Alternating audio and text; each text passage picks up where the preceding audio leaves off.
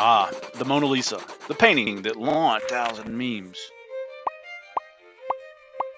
a million selfies, and at least one very questionable mustache. But behind that enigmatic smile lies a mystery that's puzzled art historians, conspiracy theorists, and even Dan Brown.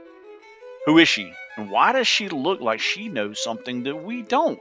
Today, we're diving into the fascinating and sometimes downright bizarre theories about the Mona Lisa's identity. From Renaissance royalty to Leonardo's secret self portrait, we'll explore it all. So grab your magnifying glass and your best detective hat, because this is one art mystery you don't want to miss.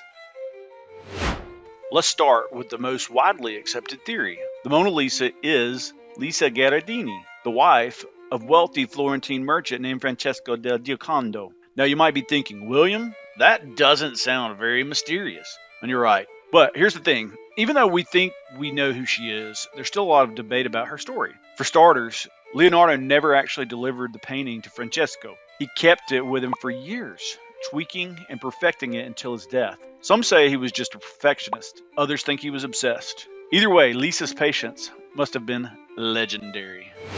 Now you might be wondering, why is this painting so famous? Well, part of it is Leonardo's genius, his use of sfumato to create that smoky, lifelike effect. But a big part of it is also, well, drama. And we'll get into that later. Now, let's talk about one of the wilder theories. Some people believe Mona Lisa isn't Lisa Gherardini at all, but rather Leonardo da Vinci himself.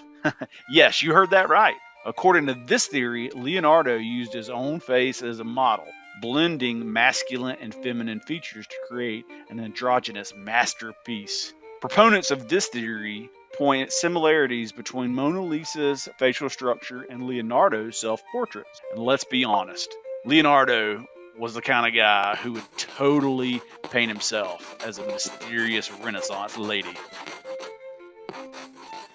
But before you start seeing Leonardo every time you look at the Mona Lisa, most art historians aren't buying it. There's no historical evidence to support this theory. And let's face it, Leonardo had enough ego without turning himself into the world's most famous painting.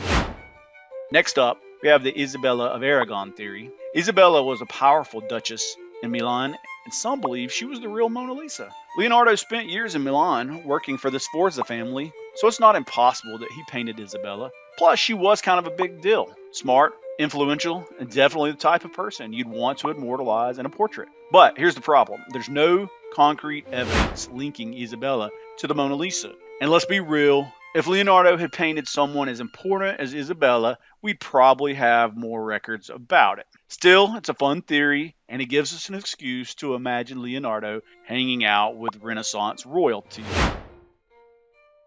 Now, here's a theory that adds a little romance to the mix. Some people believe that Mona Lisa is actually Pacifica Brandano, a mistress of Giuliano de' Medici, one of Leonardo's patrons.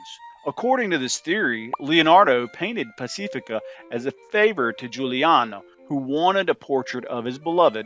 And let's be honest, if anyone could convince Leonardo to paint a portrait, it probably was a Medici. This theory is based on a 16th century account by Antonio de' Beati, who mentioned that Leonardo painted a portrait of a, quote, certain Florentine lady for Giuliano. But here's the catch. Most scholars think that this Florentine lady was Lisa Gherardini and not Pacifica. Still, it's a fun idea, and, it gives us a glimpse into the scandalous side of Renaissance life. Now, this one's a doozy. Some people think the Mona Lisa is actually Soleil, Leonardo's longtime apprentice and possible lover. Yes, you heard that right. According to this theory, Leonardo used Soleil as a model, blending his features to create the Mona Lisa's androgynous look. Proponents of this theory point to the painting's androgynous features and Leonardo's known interest in blending genders in his art. But let's be honest, this theory is mostly fueled by Renaissance gossip and a healthy dose of imagination. Still, it's a fun idea, and it gives us a glimpse into the quirky and unpredictable world of Leonardo da Vinci. Finally, we have the idealized woman theory. According to this idea, the Mona Lisa isn't a portrait of a specific person at all. It's an idealized representation of womanhood, or maybe even a composite of multiple models.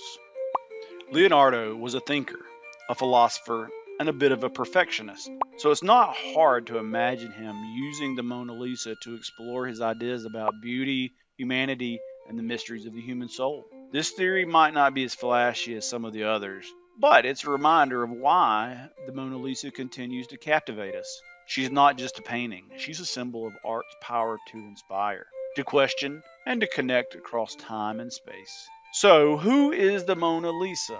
Is she Lisa Gherardini, Isabella of Aragon, Pacifica Brandano, or even Leonardo himself? Hey, maybe Da Vinci, known to be somewhat of a prankster, wanted to play a joke on his buddies. You know, a Renaissance era catfish, if you will. He would have been all like, hey, you guys think she's hot, right? Waiting for their agreement so he could say, I gotcha. Or what if Leonardo did try to turn his work into Giocondo, and Giocondo refused and was like, hey, come on, man. Look at this. She looks like a dude. I can't gift this to my lady. The truth is, we may never know for sure, but maybe that's the point. The Mona Lisa's mystery is what makes her so fascinating. She's a reminder that art isn't just about answers, it's about questions, curiosity, and endless possibilities of human imagination.